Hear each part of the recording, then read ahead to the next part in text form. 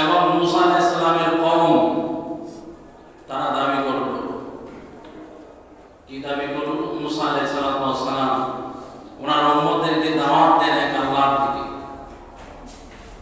মুসা আলাইহিস সালামের জাতি নানা ধরনের দাবি দাওয়া পেশ করেছে। দাবির মধ্যে অযৌক্তিক দাবি যেগুলো, আল্লাহ তাআলা কোরআন দিয়ে কিতাব দিয়েছেন মুসা আলাইহিস সালামকে। মুসা আলাইহিস সালাম যখন কিতাব নিয়ে উম্মতের কাছে পেশ করলেন, এই কিতাব আল্লাহ তাআলা আমাকে দিয়েছেন 40 দিনে। কথা বলেন কয় দিনে? মুসা আলাইহিস সালাম তোর পাহাড়ে এরকম ভাবে আল্লাহ তাআলার ধ্যান মগ্ন ছিলেন 40 দিন পর্যন্ত। 40 দিনে আল্লাহ তাআলা একটা কিতাব দিয়েছেন। সেই কিতাবটা মুসা আলাইহিস সালামের কওম তারা গ্রহণ করেনি। তারা কি বলল? প্রত্যেকটা নবীর উম্মতরা যা বলে তারা তাই বলেছে। আমাদের এই জামানায় আপনারা বলেন সবাই কি কোরআন মানে? না। কোরআন কি সবাই বিশ্বাস করে? করে না। সবাই যদি কোরআন বিশ্বাস করত তাহলে তামাম দুনিয়ার সমস্ত মানুষ মুসলমান হয়ে যেত। সুবহানাল্লাহ। কিন্তু সবাই বিশ্বাস করে না, সবাই কোরআন মানে না। কারা মানে? যারা মুমিন মুসলমান। আবার মুসলমানের মধ্যে নানা ভাগে বিভক্ত আছে। কোরআন কেউ মানে না। কিছু সংখ্যক মানুষ আছে মানে, কিন্তু অধিকাংশ মানুষই কোরআন মানে না। হয়তো বিশ্বাস করে না আল্লাহর কালাম, কিন্তু মানে না। বিশ্বাস করা এক জিনিস, মানা হলো ভিন্ন জিনিস।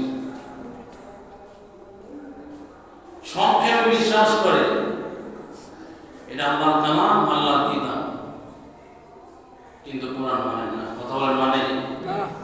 কোরআন যদি সবাই মানত তাহলে নিঃসন্দেহে আমাদের ঘর, সমাজ, রাষ্ট্র সব কিছু কি হয়ে যেত? কোরআনের শাসন কায়েম হয়ে যেত। কেউ দ্বিমত করত না। মুসলিম রাষ্ট্র, অমুসলিমরা মানে না, বিশ্বাস করে না, সেটা ভিন্ন কথা। তারা ভিন্ন ধর্ম মানে, কিন্তু যারা মুমিন মুসলমান সবাই তো কোরআন মানে না।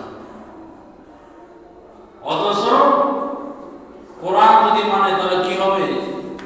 কোরআন যদি সকলেই মানে, নিঃসন্দেহে ঘরের মধ্যে, সমাজের মধ্যে, রাষ্ট্রের মধ্যে সব জায়গায় শান্তি প্রতিষ্ঠিত হবে। কথা বলতে সন্দেহ আছে?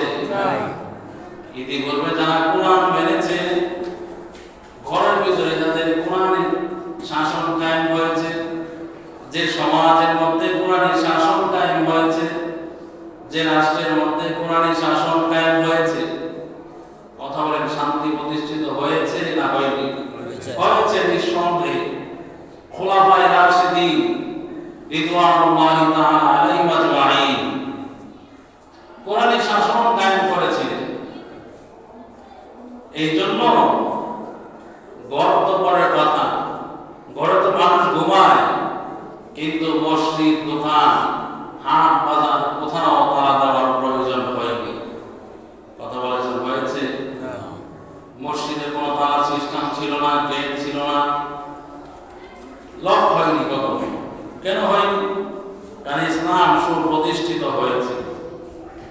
আফসোসের বিষয়ে এখন মসজিদ নিরাপদ নেই। কথা বলেন আছে? তালা ভাঙে জিনিসপত্র চুরি করে, টাকা পয়সা লুটপাট করে। কথা বলেন করে কি করে না? কিসের অভাব? তালার অভাব। তালা তো লাগানো হয়েছে, সিকিউরিটি আছে, এরপর